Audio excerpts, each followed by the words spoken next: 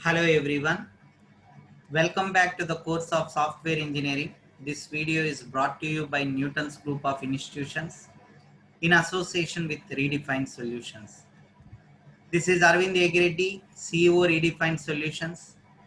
In this video, we will discuss about developing use cases, building the requirements model, negotiating requirements, and validating requirements. Now let us first discuss about developing use cases. A use case tells a stylized story about how an end user interacts with the system under a specific set of circumstances. The story may be a narrative text or an outline of tasks or interactions, a template based description, or a diagrammatic representation, regardless of its form. A use case depicts the software or a system from the end user's point of view. The first step is writing a use case is to define the set of actors that will be involved in the story. Here, actors are different people or devices that use the system or product within the context of the function and behavior that is to be described. It is important to note that an actor and an end user are not necessarily the same thing. It is possible to identify primary actors during the first interaction and secondary actors as is learned about the system. Here the primary actors interact to achieve the required system function and derive the intended benefits from the system. They work directly and frequently with the software. Secondary actors, they support the system so the primary actors can do their work. Once these actors have been identified, we need to use cases that can be developed. A number of questions that should be answered by each use case. That is, the questions that need to be asked by the use case are: who is the primary actor and who are all the secondary actors, and what are the actors' goal, what preconditions should exist before the story begins, what main tasks or functions are performed by the actor, what expectations might be considered as a story is described, what variations in the actors' interaction are possible, and what system information will the actor acquire, produce, or change. And we need to ask, will the actors have to inform the system about the changes in the external environment? What information does the actors desire from the system? And does these actors wish to be informed about the unexpected changes? So these questions that need to be asked by the use case.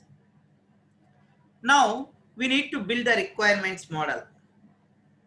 At a technical level, software engineering begins with a series of modeling tasks that lead to a specification of requirements and design requirements for the software to be built. So the requirements model actually is a set of model and is the first technical requirement or representation of a system. So here the intent of the analysis model is to provide a description of the required informational, functional, and behavioral domains of the computer-based system. The model changes dynamically as we learn more about the system to be built and other stakeholders understand more about what they are really required. So for that reason, the analysis model is the snapshot of the requirements at any given time. Now, let us first see the elements of the requirements model. There are many different ways to look at the requirements for a computer-based system. Different models of representation force us to consider the requirements of different viewpoints. An approach that has a higher probability of the uncovering omissions or inconsistencies and ambiguity. So here the requirement model, which comprises several stages of or patterns, and we have scenario based modeling, data modeling, flow oriented modeling, class based modeling, and behavioral modeling. So each of these stages or patterns, they examine the same problem from different perspective. Now let us first see what is scenario based modeling. So here the system is described from the user's point of view using a scenario based approach. For example, basic use cases and their corresponding use case diagrams, they evolve into more elaborate template based use cases. So here the scenario based elements of the requirements model are often the first part of the model that is being developed. Here three levels of elaborations are shown, which culminating in a scenario based representation. Now coming to the class based model, here each usage scenario, which implies a set of objects that are manipulated as an actor with the system. So these objects are categorized into classes, a collection of things that have similar attributes and common behavior. Now coming to behavioral model or behavioral elements, the behavior of the computer based system can have a profound effect on the design that is chosen and the implementation approach that is applied. Therefore, the requirements model must provide modeling elements that depict the behavior. The state diagram is one method for representing the behavior of the system by depicting its state and the events that cause the system to change the state. So here, a state is an externally observable mode of behavior. In addition, the state diagram, which indicates the actions taken as a consequence of a particular event. Now coming to flow oriented model, here the information is transformed as it flows through a computer based system. The system accepts the input in a variety of forms and applies functions to transform it and produces the output in variety of forms. Here the input may be a control signal which is being transmitted by a transducer or a series of numbers which are being typed by an human operator. So here a packet of information that is being transmitted on a network link or an voluminous data file which is being retrieved from the secondary storage. So the transmissions may comprise a single logical comparison, a complex numerical algorithm, or a rule inference approach of an expert system.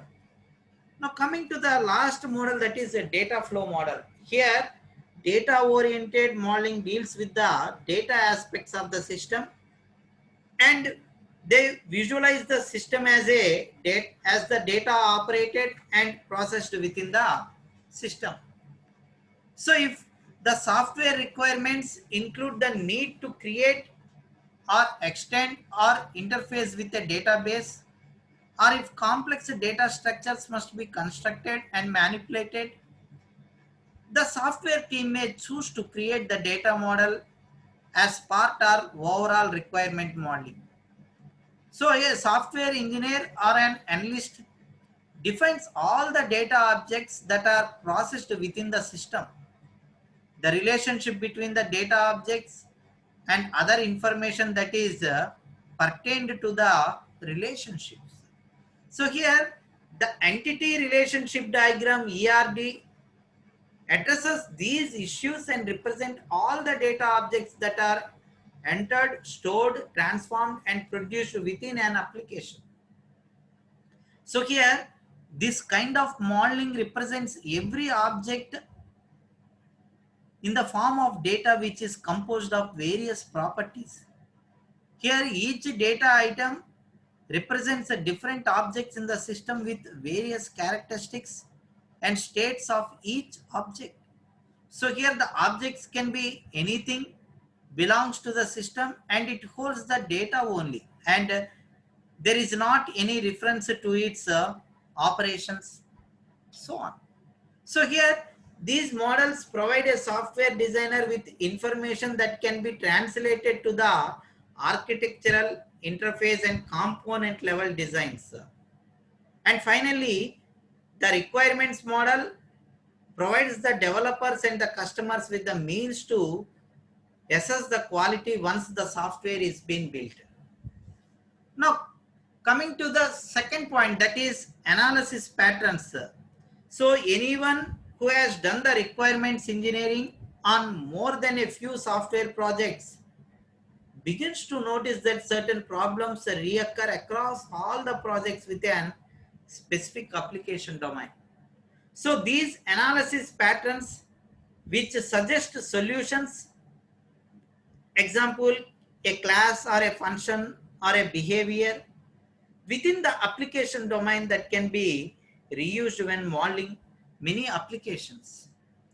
Analysis patterns are integrated into analysis models by reference to the pattern name, and they are also stored in the repository so that the requirement engineer can use such facilities to find and apply them. So here the information about any analysis pattern and other types of patterns is presented in a standard template. Now coming to negotiating requirements. So in an ideal requirement engineering context, the inception, election and elaboration tasks determine the customer requirements in sufficient details to proceed the subsequent software engineering activities. So we may have to enter into a negotiation with one or more stakeholders. So in most cases, the stakeholders are asked to balance the functionality, performance and other products of a system or a system characteristics against cost and time to market. So here the intent of this negotiation is to develop a project plan that meets the stakeholders' needs while at the same time reflecting the real world constraints that have been placed on the software team. So here the best negotiation strive is for win-win result. That is, the stakeholders win by getting the system or a product that satisfies the majority of their needs, and we win by working the realistic and achievable budgets and deadlines. So here negotiation is regarded as a crucial in many disciplines, and negotiation methods and tools are increasingly studied by requirements engineering research and practitioners. We structure the existing research by presenting a general negotiation process, highlighting the typical negotiation stages, and by introducing a framework covering important dimensions of the requirement negotiations and comprising the conflict resolution strategy. Here the collaboration situation of the stakeholders and the degree of negotiation tools support, and by discussing and clarifying the existing negotiation tools using the general process and framework. Now coming to the validating requirements, as each element of the requirement model is created, it is examined by for inconsistency, omissions and ambiguity, and the requirements represented by the model are prioritized by the stakeholders and grouped within the requirement packages that will be implemented as a software increment. Here, a review of the requirement model addresses certain questions. That is each requirement consistent with the overall objective for the system or the product? Have all the requirements been specified at the proper level of abstraction? That is, do some requirements provide a level of technical details that is inappropriate at that stage? Or is the requirements really necessary, or does it represent an add-on feature that may not be essential to the objective of the system? And is each requirement bounded and unambiguous? Does each requirement have attribution? That is a source noted for each requirement? Do any requirements conflict with other requirements? And is each requirement achievable in a technical environment that will house the system or product? And is each requirement testable once implemented? Does the requirements model properly which reflect the information, function and behavior of the system to be built? So, has the requirement model been partitioned in a way that exposes progressively more detailed information about the system? So, all these are the questions. Have the requirement patterns been used to simplify the requirement models? Have all the patterns been properly validated? Are all the patterns consistent with the customer requirements? So these are some of the questions that need to be asked in the software requirement validation time. So that's all for now. If you like this video, please subscribe to my channel and press the bell icon for the latest notifications. Thank you one and all for watching my video till the end.